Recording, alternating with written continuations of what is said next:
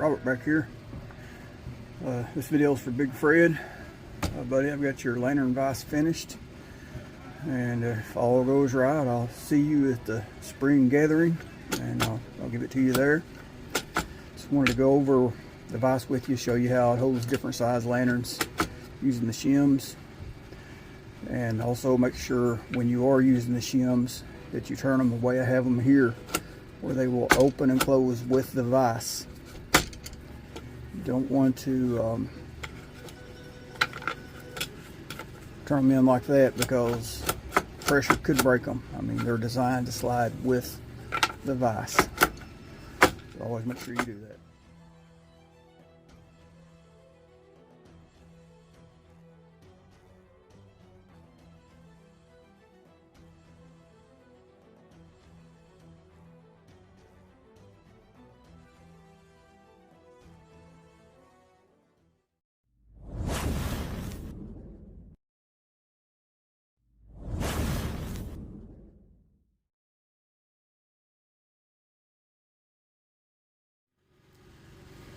Okay, we'll start out with this 200A.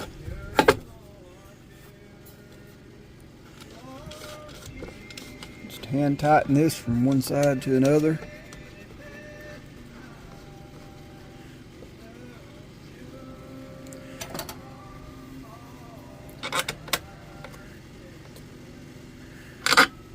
Don't tighten one side completely down. Snug one side down and then go the other side and back and forth.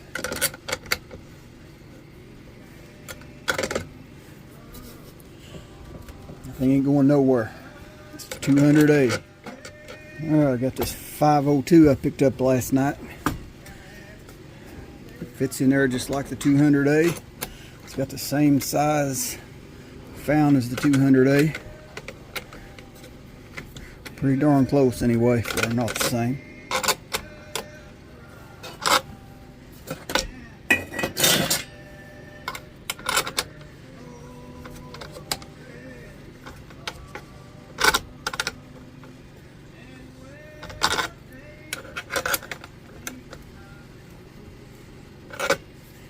There you go.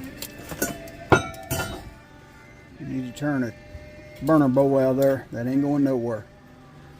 Okay, you're going to go up to a 220, 228 size. Take out your first two adapter rings. Same thing.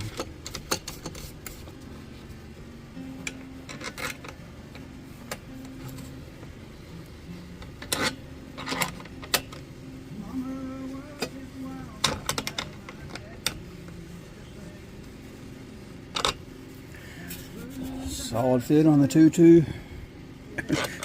228. Okay, you want to go up to a bigger size, such as the Turd 275, or the Sears lanterns. Get the same size fount.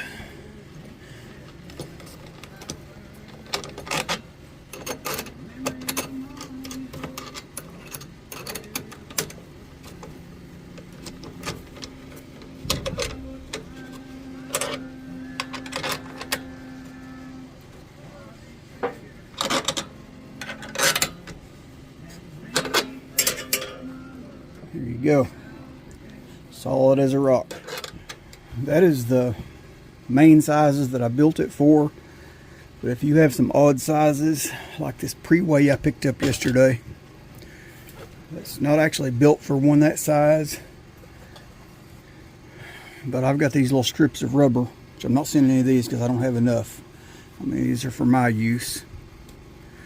But if you can find you some strips of rubber for thick leather, a couple layers of leather belts, you can make shims out of about anything. That's not going to scratch your lantern. But you put them in there and that'll make up for the odd size.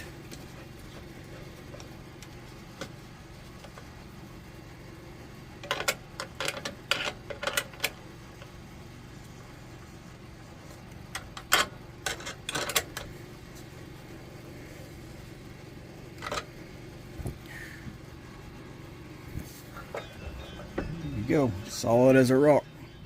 Okay, y'all know the routine. Like, share, subscribe. God bless.